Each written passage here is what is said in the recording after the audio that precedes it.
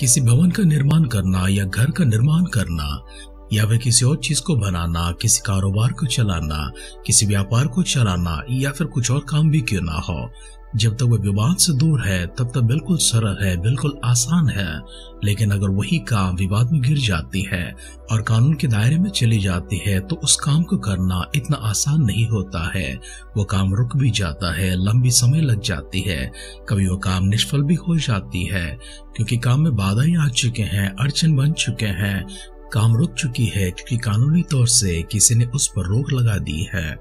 और जब तक न्यायालय से इसका फैसला ना हो जाए तब तक इसका कुछ नहीं हो सकता है। सैकड़े से काम होते हैं, सैकड़े से भवन होते हैं, इमारत होते हैं, घर होते हैं जो बनते बनते रुक भी जाते हैं, और कुछ ऐसे मकान, कुछ ऐसे घर होते हैं जो बनने के बाद भी ढा दिए जाते हैं, गिरा दिए जाते हैं।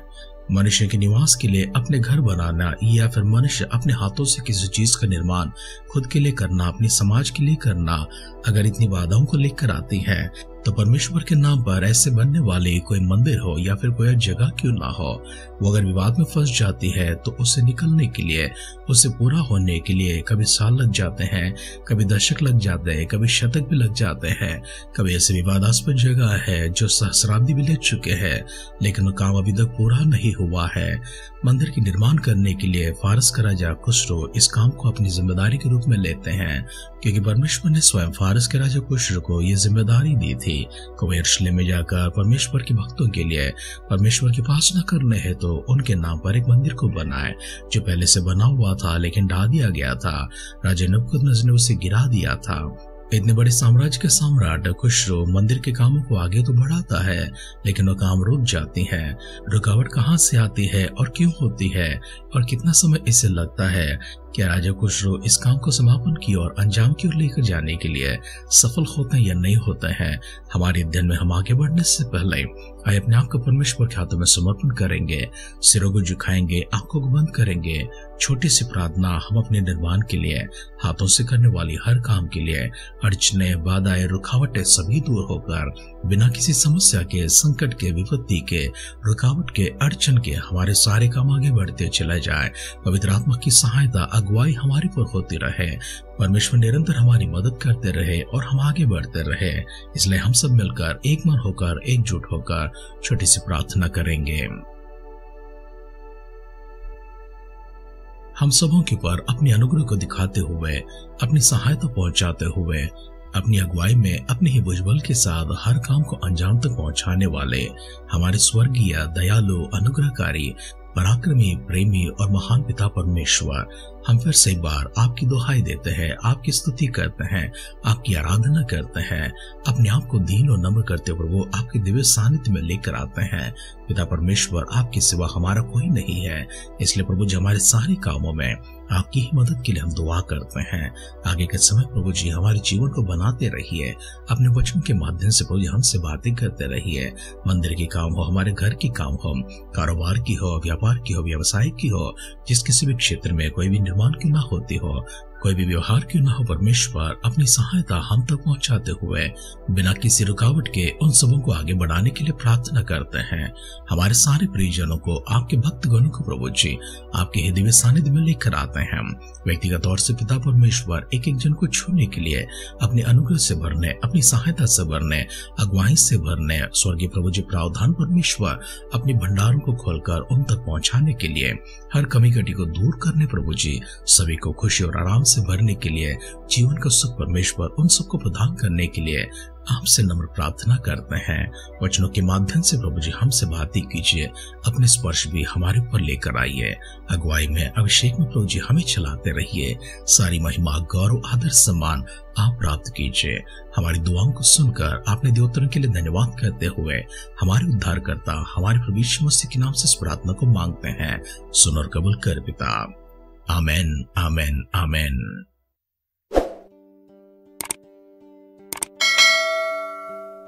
आध्यात्मिक जीवन की दैनिक खुराक सुन रहे हमारे सारे प्रिय श्रोताओं को, परमेश्वर के प्रिय भक्त गणों को प्रभु यीशु मसीह के नाम में प्यार भरा जय मसीह की सुप्रभातम और सुबोधन कहते हुए हम सबका मनपसंद ध्यान केंद्र आध्यात्मिक जीवन की दैनिक खुराक में और इस नए दिन में आप सबका स्वागत करते हैं।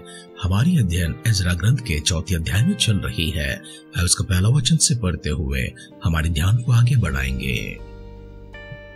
जब यहूदा और बिन्यामीन के क्षेत्रों ने यह सुना कि बंधुआई से छुटे हुए लोग इस्राएल के परमेश्वर यहोवा के लिए मंदिर बना रहे हैं, तब वे जरुब्बाबेल और पूर्वजों के घराने के मुख्य पुरुषों के पास आकर उनसे कहने लगे, हमें भी अपने संग बनाने दो, क्योंकि तुम्हारी अनाई हम भी तुम्हारे परमेश्वर की खोज में लगे हुए हैं। और अशूर का राजा एसरहद्दोन जिसने हमें यहाँ पहुंचाया, उसके दिनों से हम उसी की बलि चढ़ाते भी है। जरुब्बाबेल, यीशु और इस्राएल के पितरों के घराने के मुख्य पुरुषों ने उनसे कहा, हमारे परमेश्वर के लिए भवन बनाने में तुमको हमसे कुछ काम नहीं।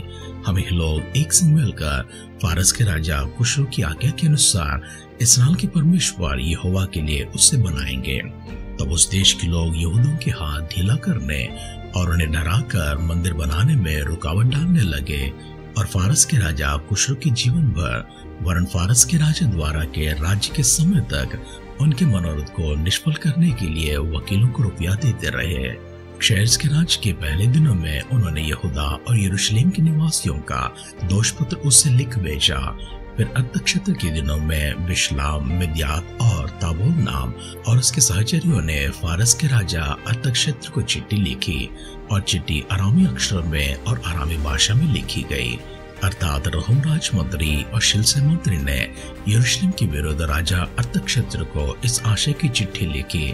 उस समय रहूम राजमंत्री और शिमशे मंत्री और उनके सहचरियों ने अर्थात दीनी, असरतकी, तर्पकी, अफारसी, एरेकी, बाबिली, शुशनी, देहमी, एलामी आदि जातियों ने, जिन्हें महान और प्रधान ओसनेपर ने पारलिया का शमर नगर में और महानद के इस पार के शेष देश में बसाया था, एक चिट्ठी लिखी। जो चिट्ठी उन्होंने अर्थक्षेत्र राजा को लिखी उसकी यह नकल है। तेरे दास जो महानद के पार के मनुष्य हैं इत्यादि। राजा को यह विदित हो कि जो यहूदी तेरे पास से चले आए वे हमारे पास यरूशलेम को पहुंचे हैं। वे उस दंगे दौर गिनोनी नगर को बसा रहे हैं, वरन उसकी शहरपनाह को खड़ा कर चुके हैं और उसकी नींव को जोड़ चुके हैं। अब राजा को विदित हो कि यदि वह नगर बस गया और उसकी शहरपनाह बन चुकी, तब तो वे लोग कर, चुंगी और राहदारी फिर न देंगे और अंत में राजाओं की हानि होगी। हम लोग तो राज मंदिर का नमक खाते हैं, इस कारण हम ये चिट्ठी भेजकर राजा को चिता देते हैं, तेरे पुरखाओं की इतिहास की पुस्तक में खोज किए जाए। तब इतिहास की पुस्तक में कोई यह पाकर जान लेगा कि वह नगर बलवा करने वाला और राजाओं और प्रांतों की हानि करने वाला है, और प्राचीन काल से उसमें बलवा मचा आया है, और इसी कारण वो नगर नष्ट भी किया गया था। हम राजा को निश्चय करा देते हैं कि यदि वह नगर बसाया जाए और उसके शहरपनाह बन चुके, तब इसके कारण महानद के इस पार तेरा कोई भाग न रह जाएगा। तब राजा ने रहूम राजमंत्री और शिमशे मंत्री और शुम्रोन और महानद के इस पार रहने वाले उनके और सहचरियों के पास यह उत्तर भेजा, कुशल इत्यादि। जो चिट्ठी तुम लोगों ने हमारे पास भेजे वो मेरे सामने पढ़कर साफ साफ सुनाई गई, और मेरी आज्ञा से खोज किए जाने पर जान पड़ा है कि वह नगर प्राचीन काल से राजाओं के विरुद्ध सिर उठाया आया है और उसमें दंगा और बलवा होता आया है। यरूशलेम के सामर्थी राजा भी हुए जो महानद के पार समस्त देश पर राज्य करते थे, और कर, चुंगी और राहदारी उनको दी जाती थी। इसलिए अब इस आज्ञा का प्रचार करके वे मनुष्य रोके जाए, और जब तक मेरी ओर से आज्ञा न मिले तब तक वह नगर बनाया न जाए। और चौकस रहो कि इस बात में ढील न होना, राजाओं की हानि करने वाली ये बुराई क्यों बढ़ने पाए। जब राजा अर्थक्षेत्र की यह चिट्ठी रहूम और शिमशे मंत्री और उसके सहचरियों को पढ़कर सुनाई गई, तब वे उतावली करके यरूशलेम को यहूदियों के पास गए और बुझबल और बरियाई से उनको रोक दिया। तब परमेश्वर के भवन का काम जो यरूशलेम में है रुक गया, और फारस के राजा के द्वारा के राज्य के दूसरे वर्ष तक रुका रहा।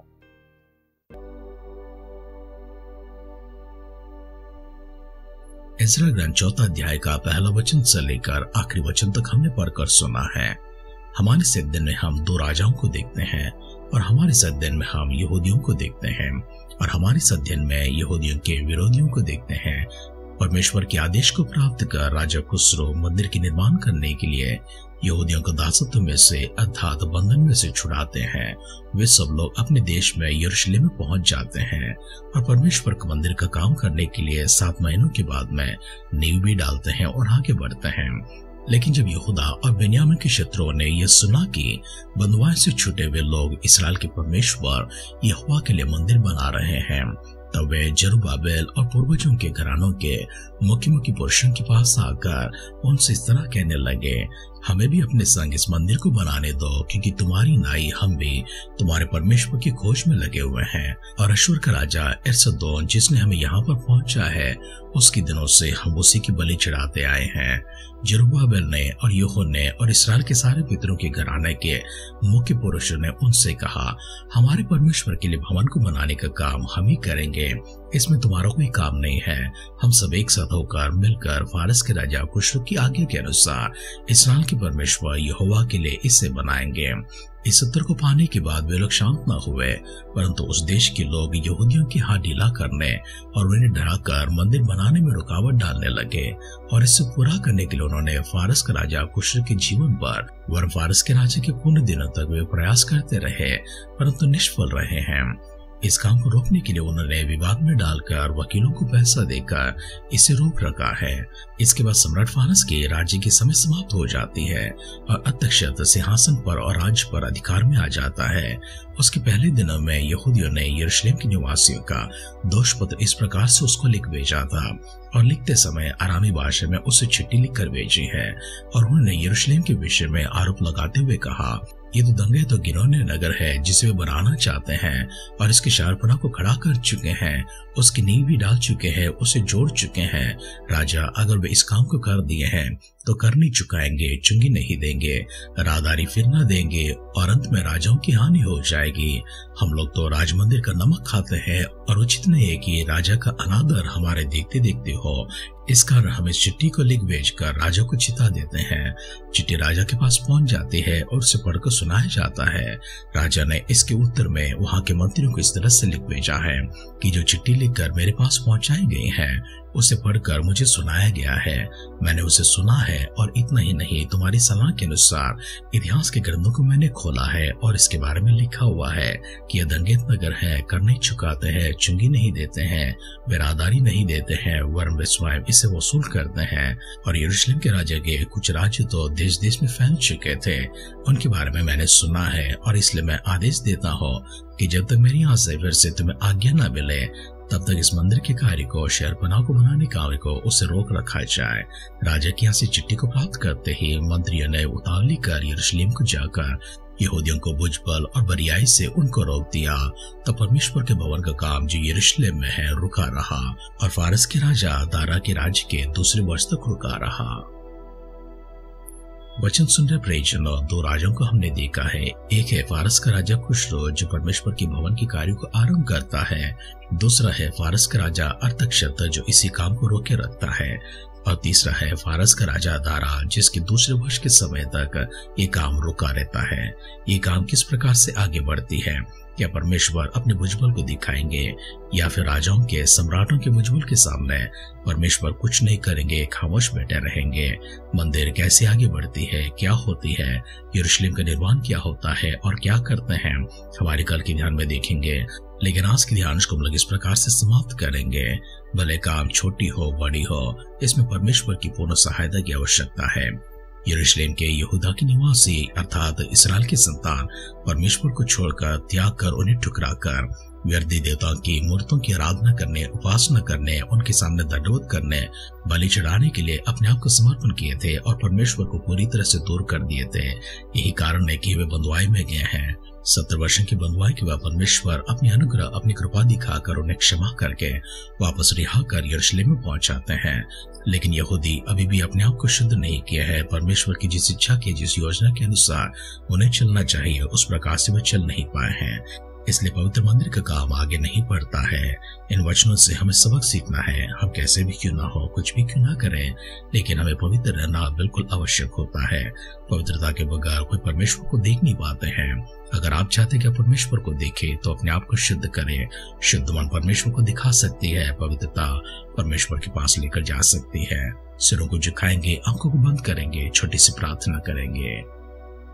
सर्वशक्तिमान पिता परमेश्वर, मंदिर के इस कार्य के विषय में, यरूशलेम के विषय में और हमारी निजी पवित्रता और धार्मिकता विषय में प्रभु जी आपने जो वचन हम तक पहुंचाए हैं, शुक्र अदा करते हैं।